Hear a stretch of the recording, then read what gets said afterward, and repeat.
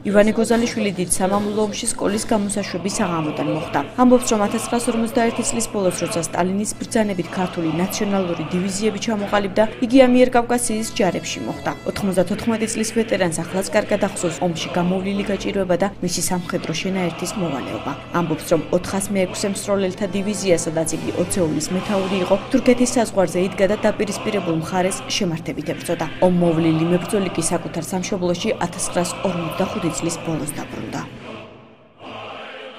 ხო მაშინ როდესაც გასაჭირი იყო, ვერაფერი ვერ მიქონდა, მოდი ჟამია სახედარებით ეძიდებდით ტყვია წამალსა და სურსაც.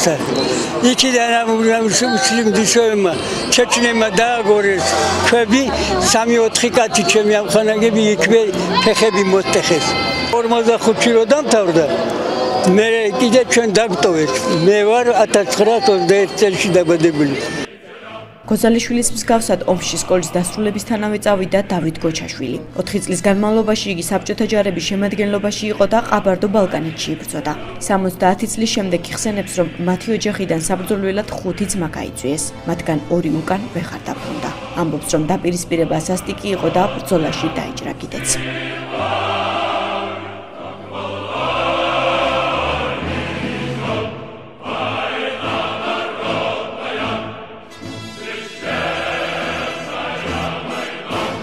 სასტიკი ომი იყო.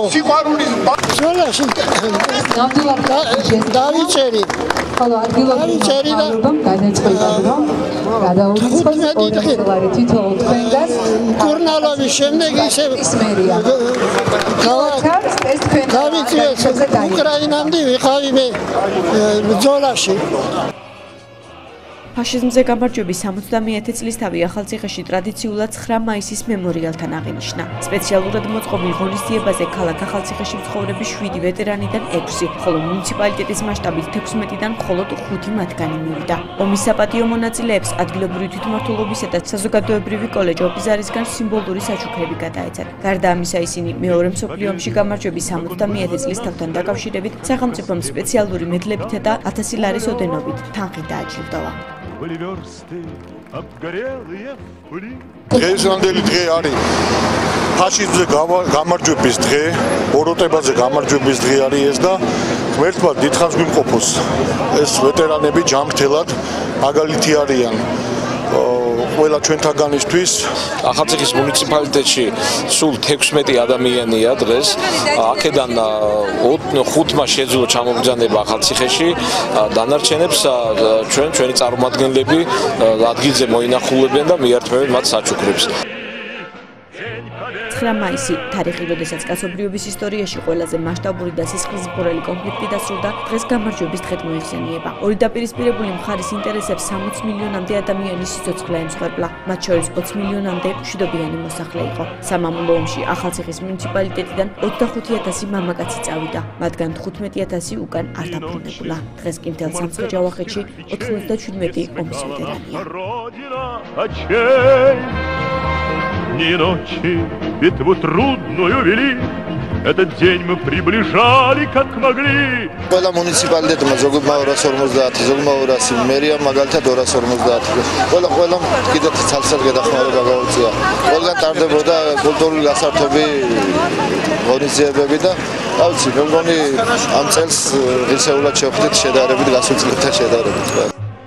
დაპირისპირება, რომელიც ძირითადად გერმანიასა და საბჭოთა კავშირს შორის საკუთარ მოკავშირეებთან ერთად მიმდინარეობდა, 1945 წლის 8 მაისს დასრულდა, როდესაც ფაშისტური გერმანიის გენერალ ფელდმარშალმა ხელი უსიტყვო კაპიტულაციას მოაწერა. 9 მაისს კი მოსკოვში წითელ მოედანზე გამარჯვების აღსანიშნავი სამხედრო ახლომი გაიმართა. თარიღი დღესასწაულად საბჭოთა კავშირის უმაღლესი საბჭოს პრეზიდიუმის ბრძანებულებით გამოცხადდა.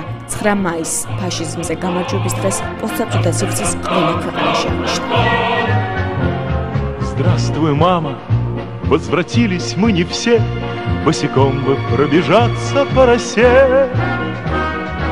Пол Европы прошагали, пол земли, этот день мы приближали как могли, этот день победы порохом пропах, это праздник сединой тобою на висках эта радость со слезами на глазах. День Победы, День Победы, День Победы.